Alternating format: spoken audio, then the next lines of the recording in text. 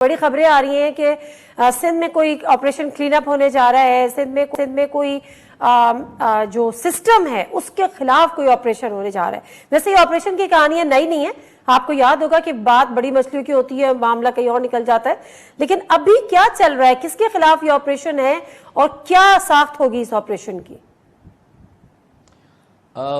میں یہ سمجھتا ہوں کہ اسے آپریشن کا نام دیا جائے یا کوئی اور اس کو عنوان دیا جائے۔ دیکھیں، یہ تو بات طے ہے نا کہ گزشتہ 15 سالوں میں جو بدترین حکمرانی رہی ہے سندھ میں خاص طور پہ، اور پھر اس کے نتیجے میں نہ دیہی سندھ کے عوام کو بنیادی مسائل کے حوالے سے کوئی ریلیف ملی، نہ شہری سندھ کے عوام، اور بالخصوص کراچی تو تباہ اور برباد سے برباد ہوتا چلا گیا۔ اور پھر چاہے وہ بلدیاتی اور بنیادی سہولیات ہوں، پانی کا K4 کا منصوبہ شروع نہیں ہوا، 65 کروڑ گیلن یومیہ پانی، یعنی 15 سالوں میں ایک اضافی بوند پانی کراچی کو نہیں ملا۔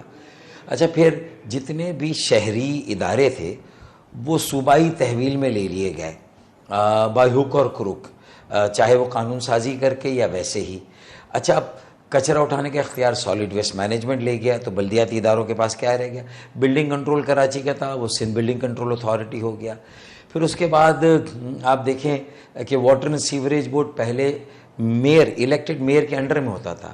اچھا، وسیم اختر صاحب 4 سال رہے میئر، ان کے انڈر میں یہ ادارہ نہیں دیا گیا، یہ براہ راست وزیر اعلیٰ سندھ، صوبائی حکومت، وزیر بلدیات اور مطلب ان کے انڈر میں یہ سارے ادارے چلتے رہتے، مطلب سارے بلدیاتی شہری اختیارات اور محکمے صوبے کے پاس ہے۔ اچھا، پھر وہاں سے اگر کچھ تعمیر و ترقی کے کام ہوتے، کچھ بنیادی مسائل حل ہوتے،